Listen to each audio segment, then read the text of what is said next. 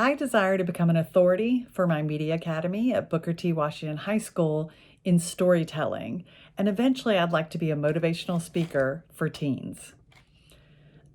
The first strategy is the return to your origins, the primal inclination strategy. Reading this made me think of all the ideas I had as a child about my own future. And the thing I loved most was to read and disappear into stories. And then I remember listening after school on the radio to soap operas and couldn't wait to run in during a commercial and then finish seeing the story. Which sounds kind of hokey, but it's such a great part of my childhood. Especially I loved reading in my mom's like Good Housekeeping magazines, My Problem and How I Solved It. I just really have always been into the story aspect of it. In this survival of the fittest strategy to occupy my own niche, I feel this is where I'm going to be able to grow the most. I've gone from the military world of journalism and public affairs to my teaching gig. In the teaching and growing of my high school level, Media Academy is really where I'm kind of finding where I belong. It's where I get to meet these amazing young students that I feel like not only do I belong with them, but I'm closer to fulfilling the life's task and the life's purpose that Green kept making reference to. I'm the only teacher of the subject in my school, and I appreciate what Green said on page 35. He said, the more people there are crowded into a space, the harder it becomes to thrive there. And as far as the motivational speaking, well, Green continues, it is never a simple process to find a niche. It requires patience and a particular strategy. This rebellion strategy allowed me to look into when I chose to do a corporate job. So I got out of the military and I went right into a corporate job. And I definitely chose that path based on money, just like Green said in his strategy.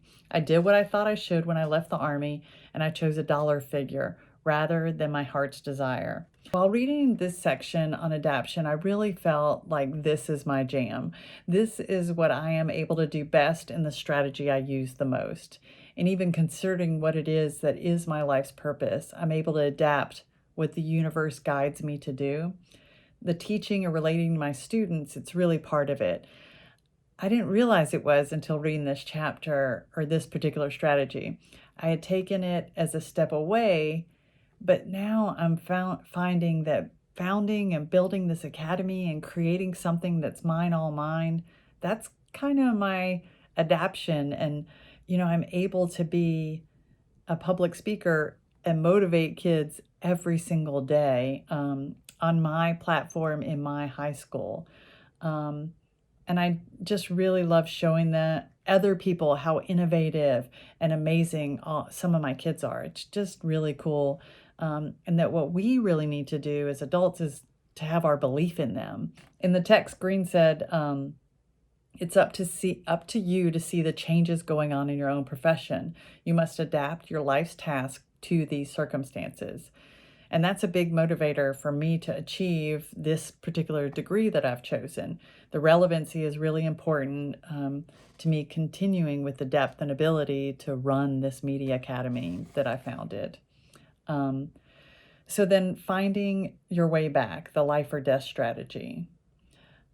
This strategy gave me quite a bit of pause because I haven't really treated my life's purpose as though it's life or death, like that I have to fulfill this thing. I've really been okay with being okay. I need and want to continue to grow the academy. I want to grow it into 2 separate tracks. I have another teacher that I've talked to a bit about this. We continue to build the enrollment. I just want it to be the premier academy for this area, for students to come and learn this craft of being able to be storytellers or whatever they want to do in the media field.